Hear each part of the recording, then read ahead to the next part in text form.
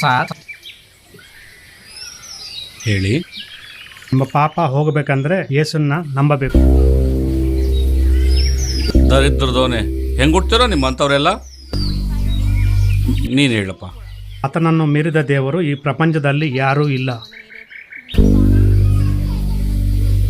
ಅರೆ, ನಿಂಗೆ ಎಷ್ಟು ಸರಿ ಹೇಳಿದ್ರು ನಾಚಿಕೆನೇ ಇಲ್ವಲ್ಲೋ? ಹೊಟ್ಟೆಗೆ ಅನ್ನ ತಿಂತೀಯಾ ಇಲ್ಲ ಮಣ್ಣು ತಿಂತೀಯಾ? ನೀನು ಹೇಳಯ್ಯ.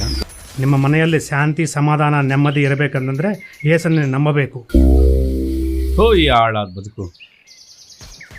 ಎಷ್ಟು ಸಾರಿ ಬೈತಿದ್ರು ಹಂಗೆ ಹಾಕೊಂಡು ನೋಡ್ತಾ ಇದೆಯಲ್ಲೋ, ಬೇಕು ಅಂತಂದು. ಸರ್, ಮೇಡಮ್ನ ಕರಿತೀರಾ? ಫ್ಯಾನ್ಸಿ ಐಟಮ್ಸ್ ತಂದಿದ್ದೀನಿ, ಏನಾದರೂ ಬೇಕೇನು ಕೇಳ್ತೀನಿ. ನೋಡೋ, ಈ ಹುಡುಗಿ ನೋಡಾದ್ರೂ ಬುದ್ಧಿ ಕಲ್ಕೊ. ಚೆನ್ನಾಗಿ 4 ವಸ್ತುಗಳನ್ನು ಮಾರಿ ಕಷ್ಟಪಟ್ಟು ಹಣ ಸಂಪಾದನೆ ಮಾಡ್ತಿದ್ದಾಳೆ. ನೀವು ಇದ್ದೀರಾ.